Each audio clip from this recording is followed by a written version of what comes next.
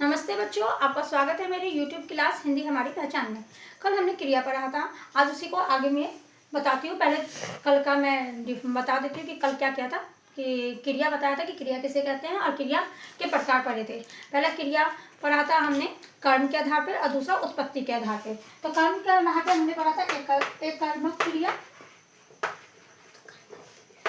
और दूसरा द्विकर्मक क्रिया। जैसे कि हम नाम से ही देख सकते हैं कि जिसमें एक कर्म होते हैं उसको एक कर्मक बोलते हैं और जिसमें दो कर्म होते हैं उसको द्विकर्मक बोलते हैं। अब एक कर्मक जो होता है, जैसे कि हम इसको उदाहरण से ज़्यादा अच्छे से पढ़ेंगे समझेंगे कि मैंने बोला कि सीता चाय बनाती है, तो यहाँ पे एक ही कर्म है सीता का चाय बनाना, तो ये क्या हो गया, एक कर्मक क्रिया हो गई। ठीक है, जैसे राम सोता है, ये भी एक कर्मक क्रिया हो गई। लेकिन अगर मैंने दूसरे जिसमें मैंने बोला कि राम ने राजन को पीटा, तो यहाँ दो कर्म हो रहे, राम का भी और राजन का भी, तो ये क्या हो गई, द्विकर्मक क्रिया होगी। तो राम ने राजन को पीटा, तो यहाँ पे द्विकर्मक क्रिया हो गई। अगर दूसरा अगर एक और मैं एग्जाम्पल बोलना चाहती हूँ तो मम्मी ने मीरा के साथ खाना बनाया, तो यहाँ द्विकर्मक क्रिया हो गई। उसके बाद हम देखते हैं उत्पत्ति के आधार पे।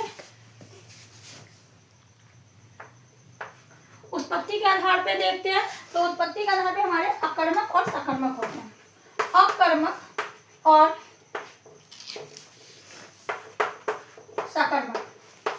अब देखिए नाम से ही पता चला, अकर्मक मतलब जिसमें कर्म ना हो, मतलब कर्म का कोई उद्देश्य नहीं होता या कर्म नहीं होता, उसको हम अकर्मक बोलते हैं। और जिसमें कर्म हो उसको हम सकर्मक बोलते हैं। अब देखिए कर्म कैसे, मतलब क्या कहना चाहते हैं कि क्रिया नहीं है, क्रिया है लेकिन किस तरह से, क्रिया का उद्देश्य नहीं पता चल रहा है, वो एक कर्मक क्रिया होती है। ठीक है, तो उसमें देखिए जैसे कि मैंने लिखा कि राम सोता है। अब सोने का क्या उद्देश्य है, अगर हम इसका एक एग्जाम्पल लिखते हैं कि राम सोता है,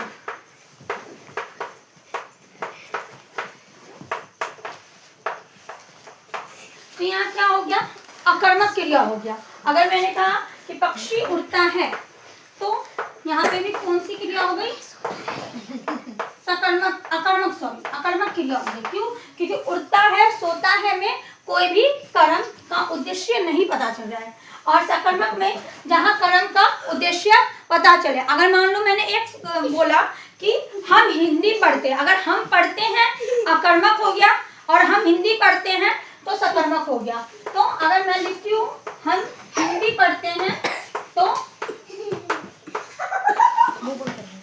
हम हिंदी पढ़ते हैं तो उधर देखो, आप मत दिया करो किसी। तो यहाँ पे हम देखते हैं कि हम हिंदी पढ़ते हैं। अगर सिर्फ मैंने बोला कि हम पढ़ते हैं तो यहाँ पे उद्देश्य नहीं पता चल रहा है, और हम हिंदी पढ़ते हैं उद्देश्य पता चल रहा है, तो ये हमारी सकर्मक क्रिया हो गई। ठीक है, तो कुछ ऐसे वर्ड्स भी आते हैं, शब्द होते हैं जो हमेशा अकर्मक ही होते हैं, कभी सकर्मक नहीं हो सकते। जैसे कि सोना, हंसना, खाना, तैरना, इन सबको हम सकर्मक में प्रयोग नहीं कर सकते। तो इसी के साथ हमारा क्रिया खत्म होता है। धन्यवाद।